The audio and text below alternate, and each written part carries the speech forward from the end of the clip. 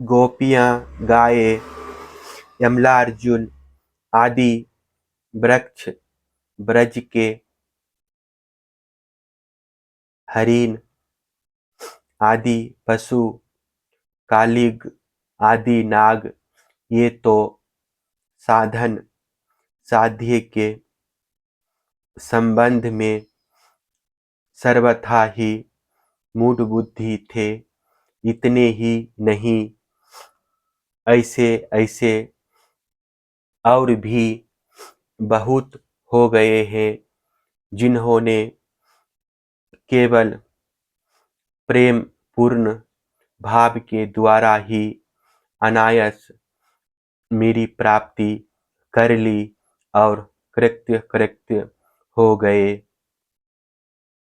उद्धव बड़े बड़े प्रयत्नशील साधक, योग, सांख्य, दान, व्रत, तपस्या, यज्ञ, श्रुतियों की व्याख्या, स्वाध्याय और संन्यास आदि साधनों के द्वारा मुझे नहीं प्राप्त कर सकते, परंतु सत्संग के द्वारा तो मैं अत्यंत सुलभ हो जाता हूँ। उद्धव, जिस समय अक्रूर जी भैया बलराम जी के साथ मुझे ब्रज से मथुरा ले आए, उस समय गोपियों का हृदय गाढ़ प्रेम के कारण मेरे अनुराग के रंग में रंगा हुआ था। मेरे वियोग की तीव्र व्याधि से वे व्याकुल हो रही थी और मेरे अतिरिक्त कोई भी दूसरी वस्तु उन्हें सुख कारक नहीं जान पड़ती थी। तुम जानते हो कि मैं ही उनका एकमात्र प्रियतम हूँ। जब मैं वृंदावन में था तब उन्होंने बहुत सी रात्रियां बेरास की। रात्रियों में मेरे साथ आधे क्षण के समान बिता दी थी, परंतु प्यारे उद्धव, मेरे बिना वे ही रात्रियां उनके लिए एक एक कल्प के समान हो गई। जैसे बड़े बड़े ऋषि मुनि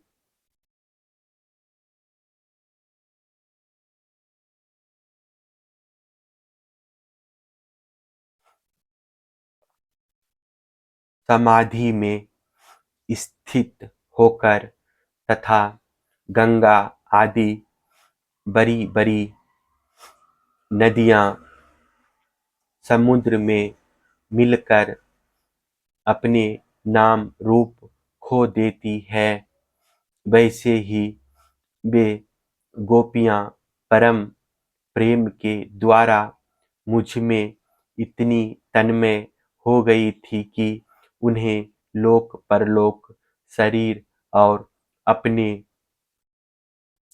कहलाने वाले पति पुत्र आदि की भी शुद्ध बुद्ध नहीं रह गई थी।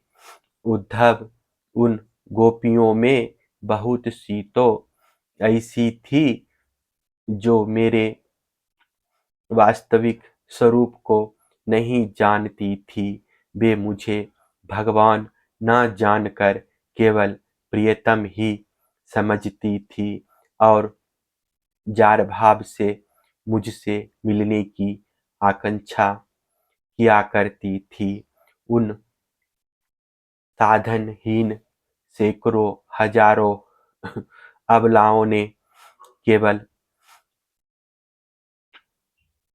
संघ के प्रभाव से ही मुझ परम ब्रह्म परमात्मा को प्राप्त कर लिया। इसलिए उद्धव, तुम श्रुति, स्तुति, विधि, निषेध, प्रवृत्ति, निवृत्ति और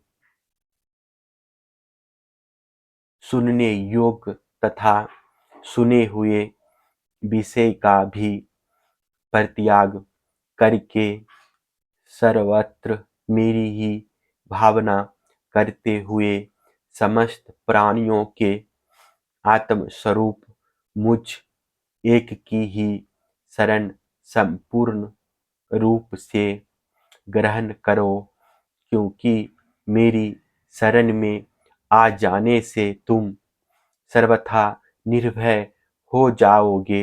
उद्धव जी ने कहा, सनकादि योगेश्वरों के भी परमेश्वर प्रभु, यूं तो मैं आपका उपदेश सुन रहा हूँ, परंतु इससे मेरे मन का संदेह मिट नहीं रहा है। मुझे स्वधर्म धर्म का पालन करना चाहिए या सब कुछ छोड़कर आपकी शरण ग्रहण करनी चाहिए। मेरा मन इसी दुविधा में लटक रहा है। आप कृपा करके मुझे भली भांति समझाइए। भगवान श्री कृष्ण ने कहा, प्रिय उद्धव, जिस परमात्मा का परोक्ष रूप से वर्णन किया जाता है वे साक्षात अपरोक्ष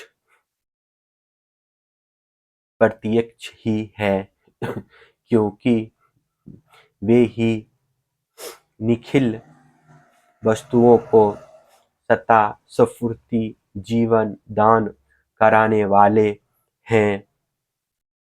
वे ही पहले अनाहत नाद स्वरूप परावाणी नामक प्राण के साथ मूलाधार चक्र में प्रवेश करते हैं।